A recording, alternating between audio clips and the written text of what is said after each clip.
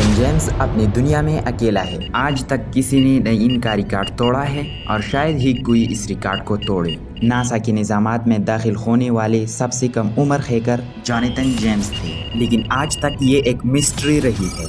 तकरीबन 70% लोग इस मिस्ट्री की असली हकीकत को नहीं जानते। तो ये कहानी शुरू हुई है 12 दिसंबर 1983 में, जब यूएसए के मियामी फ्लोरिडा के खानदान में जॉनथन जेम्स आंखें खुलता है। ये खानदान एक अमीर और खुशहाल खानदान था। जेम्स का बाप एक प्रोग्रामर था और इसी तरह जेम्स की परवरिश एक प्रोग्रामर के साए में हुई। बचपन ही से जेम्स कंप्यूटर से बहुत मोहब्बत करते थे। उनके शौक और मोहब्बत की कोई हद नहीं थी। जब वो पुराने कंप्यूटर्स को खोलकर इनके राज़ात को समझने की कोशिश करता था। इस बेकाबू मोहब्बत की वजह से जेम्स ने प्रोग्रामिंग और नेटवर्किंग खुद से सीखा। जब वो अपने बाप को कोडिंग करते देखते तो वो अपने बाप के पास जाते और कोडिंग के बारे में पूछताछ करते, और इसी तरह आहिस्ता आहिस्ता जेम्स ने प्रोग्रामिंग और नेटवर्किंग सिस्टम में अजीम तजुर्बा हासिल की। जेम्स के हैकिंग का सफ़र उस वक्त से शुरू हुआ जब जेम्स के वालिदैन ने उसके कंप्यूटर पर एक पासवर्ड लगाया। जेम्स हमेशा कंप्यूटर में घुसे रहते, इसी वजह से वो अब पासवर्ड को हटाना चाहता था। बहुत कोशिशों के बाद जेम्स अपने मिशन में कामयाब हो जाता है और कंप्यूटर के पासवर्ड को हटाता है, और यहाँ से शुरू होती है जेम्स की असली लाइफ।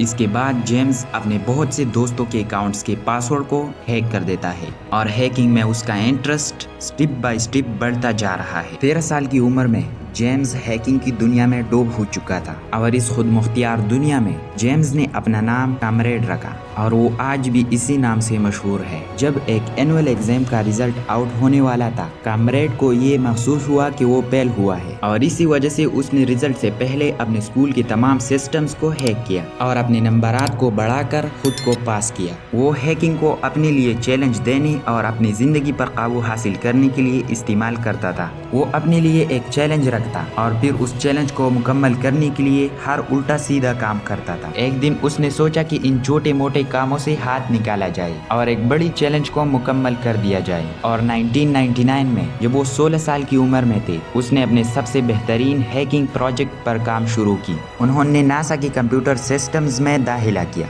इस हमले के दौरान इन्होंने बैनुल-अक़वामी हवाई स्टेशन यानी ISS से मुतल्लिक अहम मालूमात तक रसाई हासिल की और इंतहाई हसास सलाहियतों का इस्तेमाल करके बहुत से पासवर्ड्स हैक किए। ये वाक़या नासा के लिए बड़ी शर्मनाकी और फिक्रमंदी का बाइस बना और इनके साइबर सिक्योरिटी इक़दामात में कमज़ोरियाँ ज़ाहिर हुई। इस हैकिंग की वजह से नासा को बड़ा धक्का लगा, लेकिन जब बाद में जेम्स को मालूम किया गया, जेम्स ने दावा किया कि इनका कोई बुरा मंसूबा नहीं था और वो सिर्फ अपने हैकिंग की महारत का सबूत देना चाहते थे। फिर भी FBI ने इस वाक़ये की तहक़ीक़ात की और जॉनथन जेम्स को इनके अमाल के लिए संगीन फेडरल जराइम का सामना करना पड़ा। 200 में जब वो 16 साल की उम्र में थे, इन्हें अमेरिका में कैदी बना दिया गया, जो पहला नौजवान हैकर हुआ। और इसी तरह अगस्त से अक्टूबर 1999 के दरमियान जॉनथन ने दिफाई खतरा को कम करने वाली एजेंसी DTRA की कंप्यूटर सिस्टम्स तक रसाई हासिल की।